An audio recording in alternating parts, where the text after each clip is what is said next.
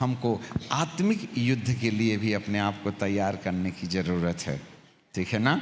परंतु एक बात याद रखना, जब तक स्पिरिचुअल वॉरफेयर नहीं होगी बड़ी समस्या बनी रहेगी। जैसे कि कन्वर्जन बिल यहाँ पर मध्य प्रदेश में है, और जो भी एफआईआर जो होता है वो झूठ मूठ का होता है, उन्हीं के लोग होते हैं और उनके द्वारा एफआईआर हो जाता है। और उस एफआईआर के तहत क्या हमको 10 साल का जेल हो जाएगा क्या झूठ मूठ के एफआईआर से? अच्छा, ये अच्छी बात पूछी आपने। अब ये बात को थोड़ा ध्यान से समझिए, सब लोग समझिए इस बात को, है ना। आपके ऊपर एक झूठा आरोप लगा, आपको पुलिस पकड़ के थाने ले गई।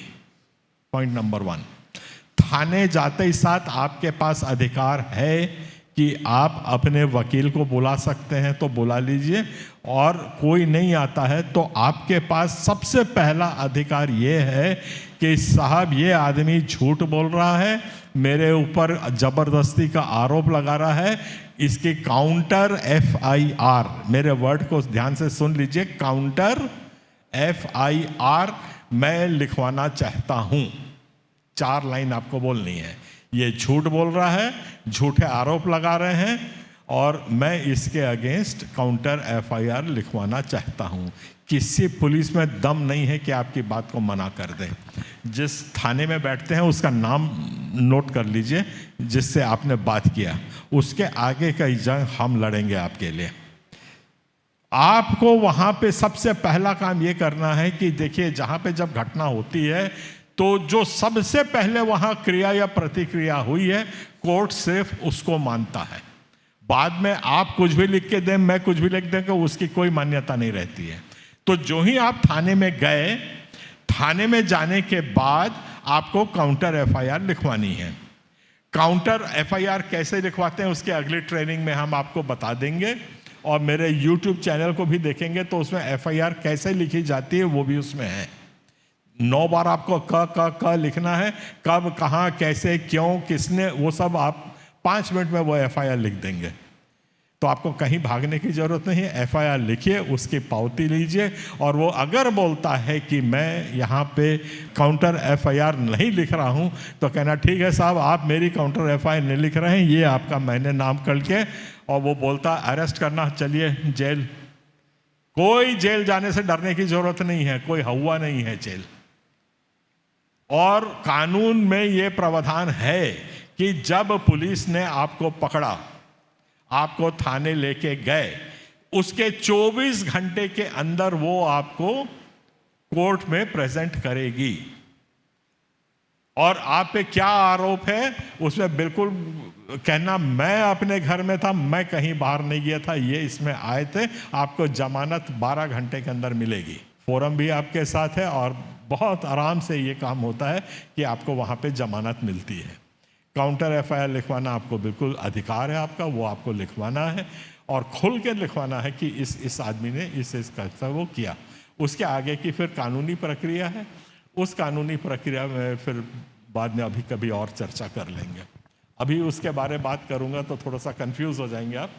सबसे पहले अच्छा, और महिला को अंधेरा होने के पहले ध्यान रखिए बात को, अंधेरा होने के बाद, उसमें 5 बजे 7 बजे 6 बजे ये टाइम नहीं है।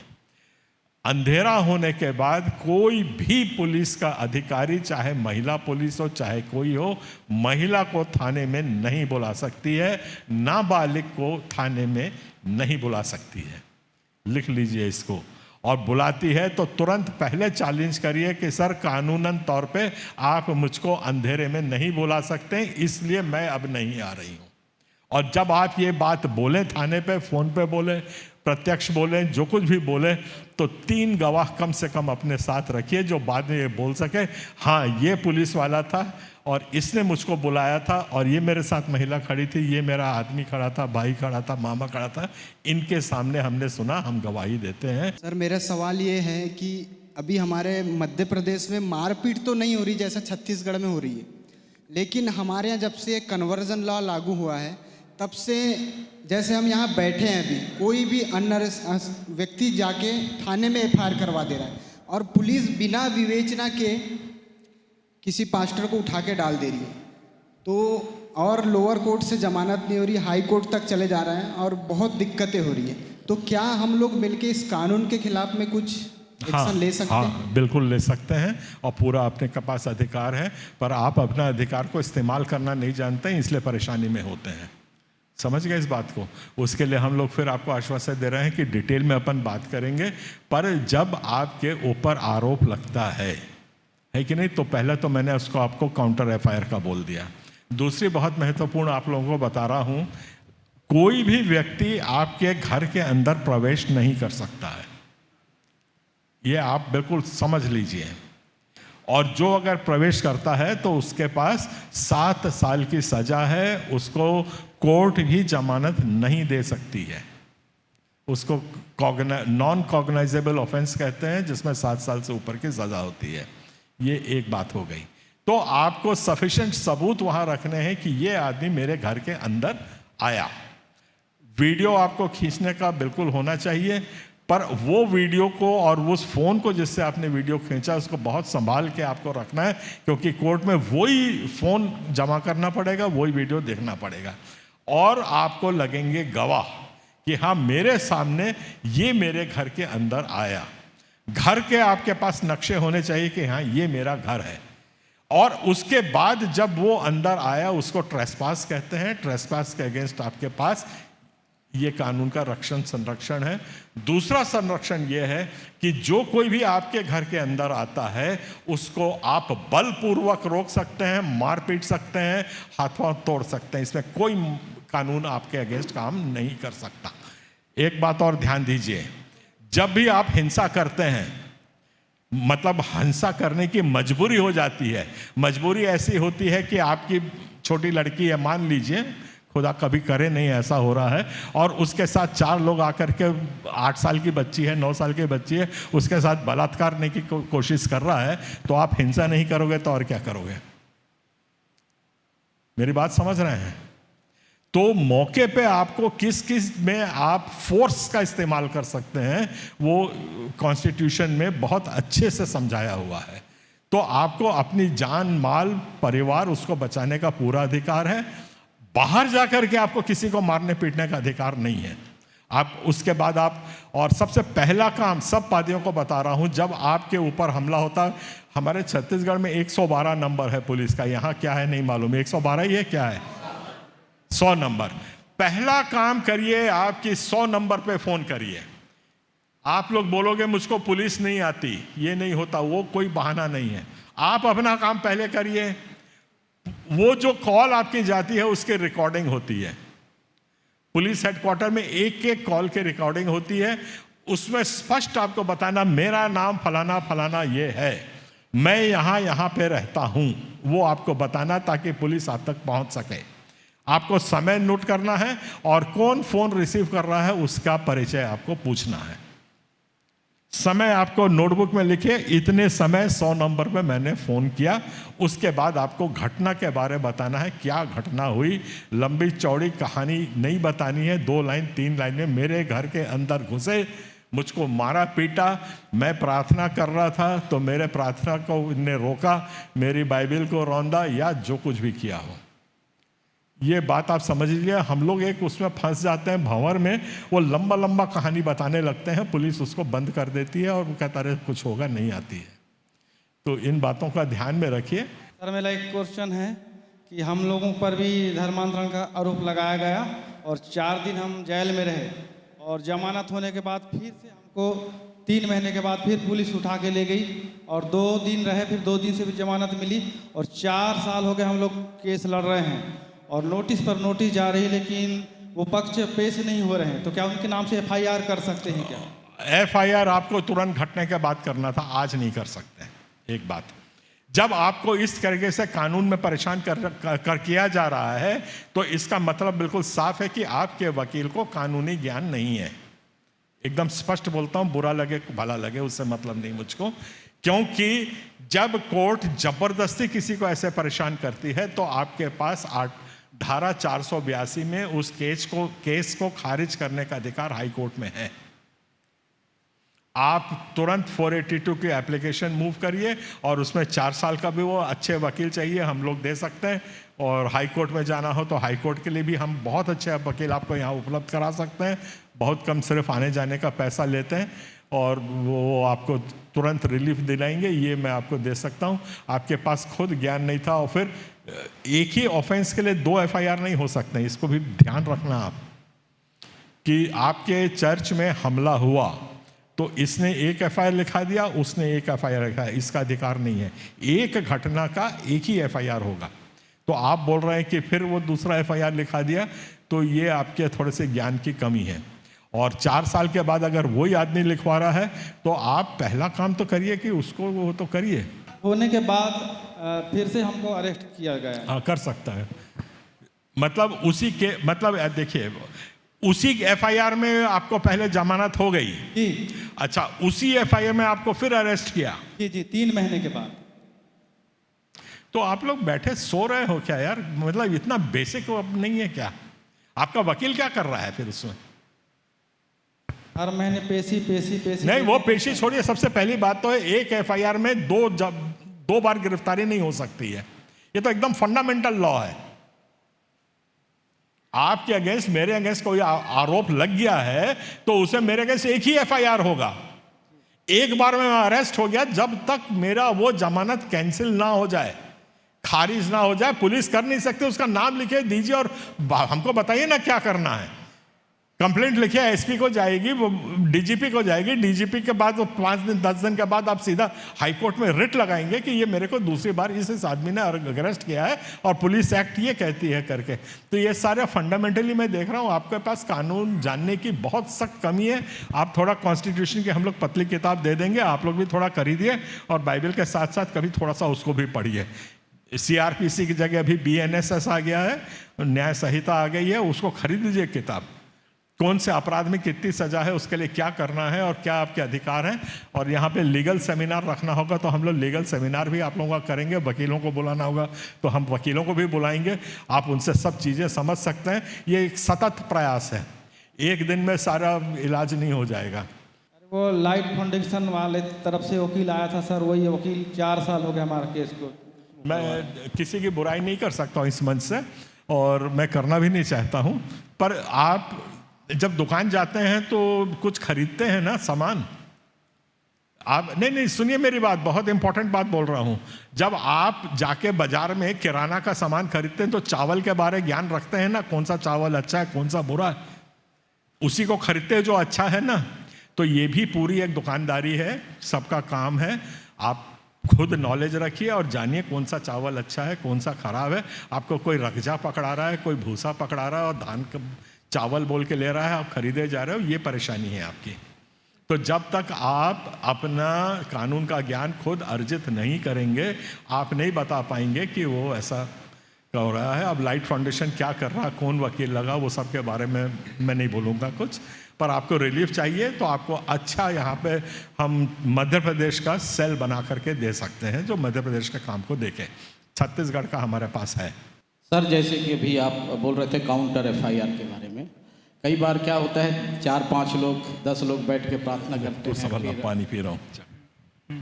पुलिस वाले वो लोग विरोधी दल आते हैं, उठा के दंगे के साथ लेकर चले जाते हैं और पुलिस वाले जो है उनका ही साथ देता है और जिसको ले गए उनको सीधे जेल में डाल देते हैं।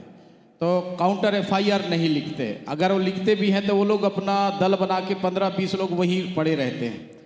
तो ऐसे स्थिति में क्या दूसरा व्यक्ति तुरंत काउंटर FIR करा सकता है क्या? उसमें देखिए, सबसे पहली बात तो जब आपके पास कभी हमला होता है तो आप भी अपनी भीड़ के साथ वहाँ उपस्थित रहें, सबसे पहला काम। यदि ऐसी स्थिति में आपकी भीड़ वहाँ उपस्थित नहीं है तो एक प्रकार दबाव पुलिस पे वो लोग बनाते हैं और वो अपनी जैसे तैसे करके FIR करवाते हैं, आपके पर वो करते हैं। लेकिन आपके पास कुछ ऐसे लोग होने चाहिए जो आपकी घटना की विशेष जानकारी रखते हैं और आपके सहयोगी रूप में कहीं ना कहीं खड़े हैं। वो बाकायदा वो एक आवेदन बनाएं और उसमें लिखे सारे तथ्यों के आधार पर सब परेशानी ऐसी है।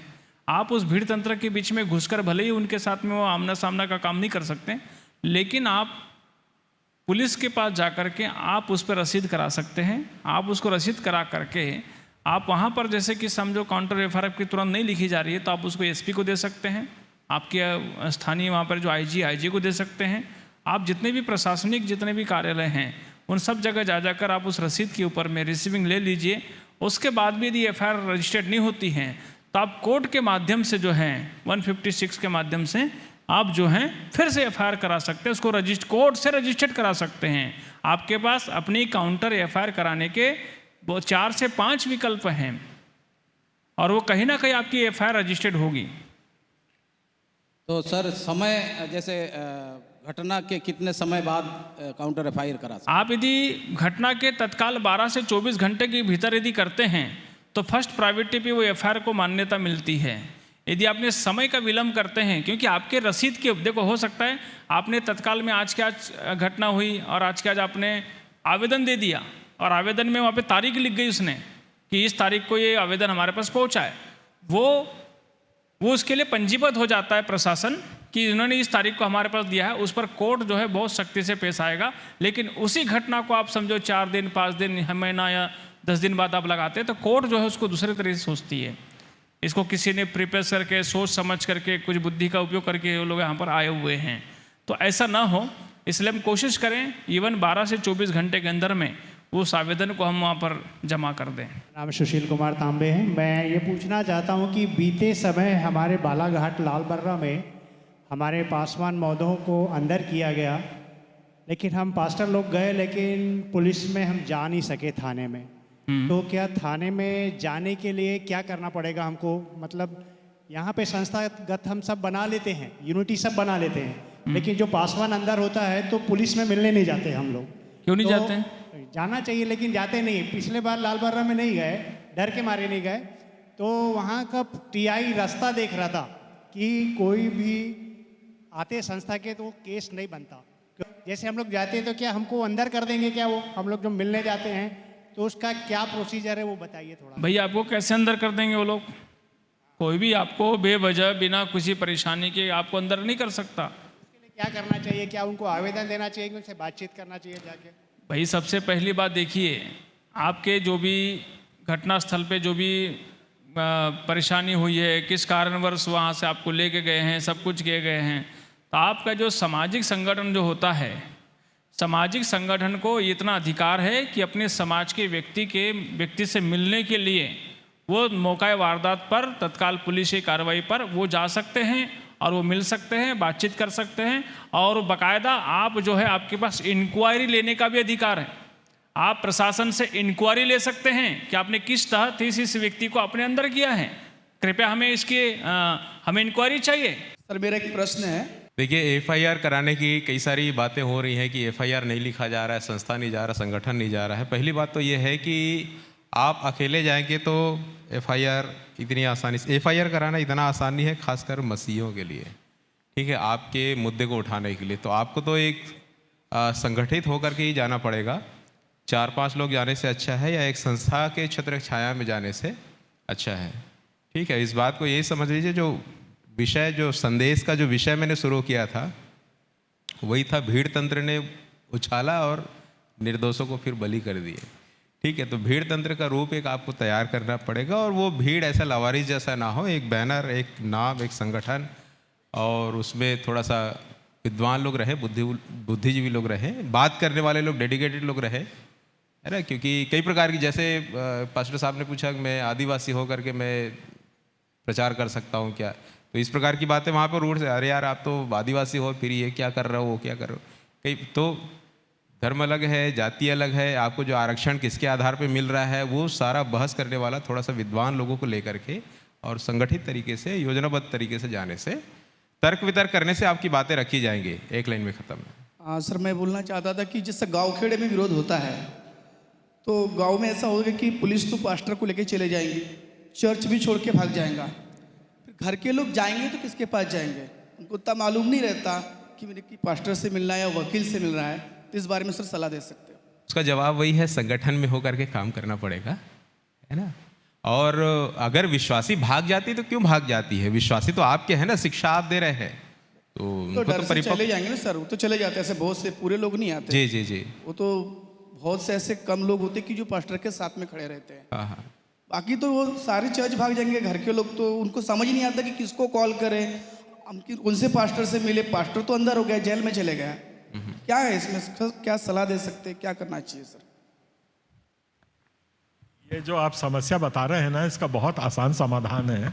आपका 5 किलोमीटर के अंदर, आपका जहाँ चर्च है, जहाँ आपका चर्च है, जहाँ आपका चर्च है, 5 किलोमीटर के अंदर का एक आप व्हाट्सएप ग्रुप बना लो कि इस 5 किलोमीटर मेरे पास ये चर्च है, उन सब विश्वासी को उसमें जोड़ो और रोज़ उनकी, मतलब रोज़ से मतलब है महीने में एक आध बार मीटिंग करो और उनको जागरूक करो सबको। 5 किलोमीटर मोटरसाइकिल मैं सोचता हूँ आज हर एक कोई चला सकता है, उतना पेट्रोल हर एक कोई डाल सकता है। और जहाँ पे हमला होता है थाने में, तुरंत उतने लोग अपने अपने घर से निकल के उस गांव से वहाँ पे उस थाने पे पहुँच जाइए। बस आप कुछ मत करिए, बाहर थाने में खड़े रहिए। बस 200 आदमी 300 आदमी जिस दिन थाने में बाहर खड़े हो जाएंगे ना, कुछ नहीं करना आपको, सब चुपचाप खड़े रहना है।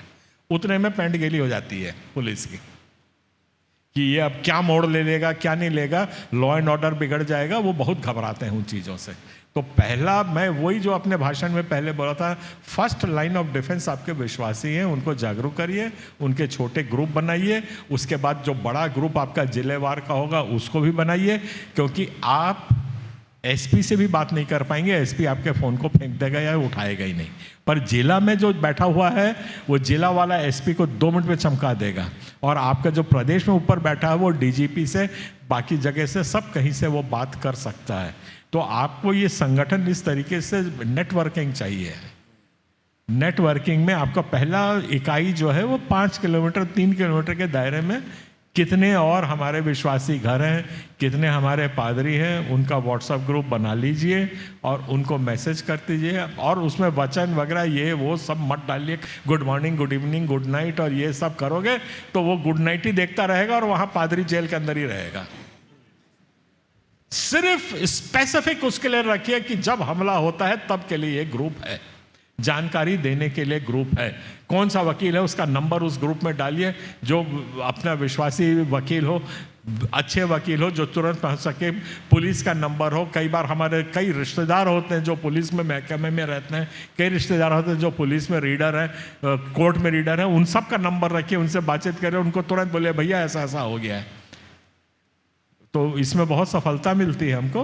वो तुरंत अब मजिस्ट्रेट को फ़ोन कर देते हैं, मजिस्ट्रेट वहाँ पर खाली जानकारी लेते हैं, भाई क्या हो गया थाने में, किसको पकड़ के लाया, अच्छा करके उसने बंद कर दिया ना जहाँ कोर्ट ने, उतने में वो सब रफा दफा कर देता है। रास्ते चलत पकड़ लेते थे, जैसे मैं आश्रम आ रहा हूँ तो साइकिल से आता था शुरू में, तो ऐसे बुला के बोलते धरा कितने लोग को तूने धर्मांतरण किया।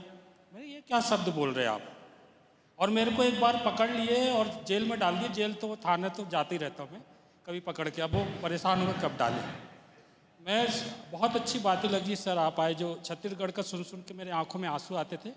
मैं ऐसे अभी भी पिछले दिनों में मैं थाने गया तो ऐसी थोड़ी सी घटना हो गई, हमारे पास्टर साहब बोले आप चर्च नहीं आ सकते ऐसे। तो मैंने जाके बोला सर ये मेरे को चर्च आने के लिए मना करते, लिखित में सूचना दे दो टीआई में। तो पुलिस वाले बोल रहे थे यही मैन आदमी, इसको पहले अंदर करो। बोले मेरे को बोल रहे थे 2-4 पुलिस वाले हवलदार हो, बोले नहीं इसको अंदर नहीं कर सकते, अभी पूरी भीड़ आ जाएगी। बोले इसके जो सपोर्ट में लोग खड़े हैं तो हमारे कमलेश भैया हैं और पास्टर हैं, ये सब लोग चले गए थे थाने में। संजय खांडेकर हैं, खड़े हो गए जैसे सर ने बोले, वहाँ लोग थाने के सामने खड़े हो गए तो वो घबरा गए। मेरा एक सवाल है कि अभी की परिस्थिति में अगर मेरे पूरे डॉक्यूमेंट्स में हिंदू लिखा हुआ है तो क्या मैं धर्मांतरण करना भी उचित है अभी की परिस्थिति को देखते हुए मध्य प्रदेश के अंदर? मेरे मन में कई दिनों से चल रहा है कि मुझे कर लेना चाहिए सर। पहले तो ये समझ लीजिए कि धर्मांतरण आपकी स्वेच्छा से आपको करना है नहीं करना वो निर्णय आप लीजिए। धर्मांतरण के 2 पहलू होते हैं, इसको आप सबके लिए समझा रहा हूँ, समझ लीजिए। धर्मांतरण एक होता है जब आपने वचन सुना, आपके दिमाग में गया, आप उससे प्रभावित हुए और आप चर्च या कहीं पे जा कर के संगति करने लग गए और आपका उसमें आप ठीक से चल रहे हैं। तो आप जब तक चर्च जा रहे हैं, सुन रहे हैं, आप ईसाई नहीं हैं। ओके, अपना ईसाई धर्म के हिसाब से जिस दिन आप बपतिस्मा लोएंगे तो आप अपने विश्वास के हिसाब से ईसाई बन गए, पर सरकार की नज़र में आप फिर भी ईसाई नहीं हो। सरकार की नज़र में उस वक्त ईसाई हो गए आप जब आप एफिडेविट भर के कलेक्टर को देंगे कि मैंने स्वेच्छा से अपना धर्मांतरण हिंदू धर्म से छोड़ के या मुस्लिम धर्म से छोड़ के ईसाई धर्म को अपना लिया है। तब सरकार आपको मानेगी कि इसका धर्मांतरण हुआ है। बाकी जितनी प्रक्रिया, आप हिंदू होकर के मेरे चर्च आ सकते हो, मैं ईसाई होकर के किसी के मंदिर जा सकता हूँ, किसी की मस्जिद, ये पूरी आज़ादी आपको आर्टिकल 25 में है। इसमें कोई रोक टोक नहीं, आप कहीं भी जा सकते हैं, कहीं भी प्रार्थना कर सकते हैं, किसी भी को मान सकते हैं। इसमें आपको कोई धर्मांतरण करवाने की कोई ज़रूरत नहीं है। अब रह गई बात कि मैं उसमें लिखवाऊं कि नहीं लिखवाऊं। अभी के माहौल से लिखवाने से आपको नुकसान है, भौतिक नुकसान है। भौतिक नुकसान ये है, आपका कोई राशन बंद करेगा, कोई आना जाना बंद करेगा। तो भाई परमेश्वर के पास जाओगे तो एफिडेविट लेके तो नहीं जाओगे कलेक्टर का कि सर मैंने तो बनाया था। वो तो आपके मन को जांचेगा। तो आप मन से अपना काम कर रहे हो, मन से धर्म को मान रहे हो, तो कोई रोक टोक नहीं है। तो एफिडेविट वगैरह जब करना होगा, आज के माहौल में वो सब करना की सलाह मैं नहीं देता। जब तक ठीक से हम लोग संगठित नहीं हो जाएं, अपना दमखम नहीं रखें, तो इस किस्म से आप लोग रहिए। चर्च आइए, संगति करिए, दम से बोलिए, पूरे बाकी जाके भी प्रचार करिए। और कोई बोलता हाँ हिंदू, मैं हाँ बिल्कुल हिंदू। वो जब थाने में लिखते हो कहता हाँ मैं हिंदू हूँ, लिखो। चर्च जाता हूँ, हाँ मैं जाता हूँ। वो वैसे ढीला पड़ जाएगा वो। तो ये सब थोड़े से टैक्ट ऑफ द एक्ट, अपने को ना चालाकी से काम लेना है इस वक्त। Thank you so much. हमारा लगभग समय इजाज़त देते जा रहा है कि अब हम सभा की समाप्ति की ओर हैं, ऐसा लगता है। और मैं भी एक सवाल कर लेता हूँ लास्ट में कि जो मध्य प्रदेश में जो धर्मांतरण कानून लागू हो चुका है, क्या हमारी कोई पहल इस कानून को ख़त्म कर सकती है? जी जरूर कर सकती है, बिल्कुल। It can be abolished. आप लोग अगर काम करना चाहो तो। जब हमको प्रदर्शन करके करने का समय था वो निकल गया। उसका एक टाइम रहता है कि साइन होने के पहले साइन हो गया, वो कानून बन गया, वो इट इज़ लॉ। अब law is ultra vires to the constitution. इसका मतलब हिंदी में ये होता है कि संविधान की भावना के विरुद्ध में ये कानून बना है, तो उस कानून को समाप्त करने का अधिकार हाई कोर्ट के पास भी है और सुप्रीम कोर्ट के पास भी है। हाई कोर्ट में जो स्टेट के कानून बनते हैं, जो राज्य के कानून बनते हैं, उनको समाप्त करने का अधिकार हाई कोर्ट के पास है। आप चाहें तो बिल्कुल एप्लीकेशन मूव कर सकते हैं, उसमें कोई आपका आप मिलिए। आप मेरे को तो दस्तखत करने वाले नहीं मिलते हैं। मैं कहता हूं भैया अब मैं छत्तीसगढ़ का बैठ करके मैं करूं कि नहीं, मैं मध्य प्रदेश का कानून पूरे दस्तखत करने सुनो मेरी बात। तो उतनी हिम्मत रख करके आप लोग एक बॉडी बनाइए यहाँ पे, जैसे मैं बिशप साहब को भी कह रहा था, रेजोल्यूशन पास करिए, कानून हम वो बाकी लिखना पढ़ने वाला सब काम कर देंगे। एक अच्छा वकील आपको देंगे जो अभी तक एक भी केस हाई कोर्ट में नहीं आ रहा, वो आएगा, वो यहाँ पे करेगा। ये मैं अपनी जिम्मेदारी लेता हूँ, है ना। तो और उस कानून को चैलेंज करिए, चुप मत बैठिए। चुप उसी वक्त बैठिए जब बच्चा सो रहा है, जब बच्चा कट रहा है तब चिल्लाइए। बच्चा हमारा विश्वास है, चीखिए, खड़े होइए, आपका अधिकार है, आपका क्या है, बिल्कुल स्टैंड फॉर योर राइट। तो ये जो कानून है ये बिल्कुल संविधान विरोधी है, इसमें कोई दो मत है ही नहीं। कैसे करना है, क्या करना है, उसका कानून की क्या प्रक्रिया है, वो सब आप हम पे छोड़ दीजिए। आपसे इतनी उम्मीद जरूर रखेंगे कि वो वकील का आना जाना और ट्रैवलिंग एक्सपेंसेस हमारा करीब करीब रोज हो रहा है, everyday we have to go. और हमारे पास आज इतनी शक्ति नहीं है कि हमारे पास कोई मतलब ऐसा डोनेशन आमदनी ये कुछ नहीं होते, अपने दम पे कर रहे हैं। पर अब इतना काम बढ़ गया है कि हम लोग अपने दम पे नहीं कर पा रहे हैं। जो संघर्ष होता है हमारा, इसके दो पहलू हैं, मतलब इसके दो डिफाइंड पार्ट्स हैं। एक पार्ट है आप पे हमला हुआ, चर्च को तोड़ा, आपको मारा पीटा, महिलाओं को बाल से खींचा, ये हमला हो गया। उसमें आप संगठित हुए, उसमें आया, उसमें आपने कानूनी प्रक्रिया कुछ करी, आप थाने गए, जमानत लिए, अब तो वो हो गया डिफेंसिव लिटिगेशन। बहुत ध्यान से मेरी बात को समझिए। वो हो गया अपना बचाव करने का पिटीशन। एक होता है अपना ऑफेंसिव पिटीशन, उसका ऑफेंसिव में ये रहता है कि उसको प्रिएम्प्ट करना, उसको हमला होने के पहले रोकने की रणनीति। तो उसका कानूनी पक्ष क्या होता है वो समझना पड़ेगा। मुझको सिर्फ हैंड्स चाहिए तो हम लोग उसको कर सकते हैं। तो जो प्रिएम्प्टिव लिटिगेशन जो होता है ना, उसको आने से पहले उसको वहाँ उसके घर में उसको अरेस्ट करवा दो।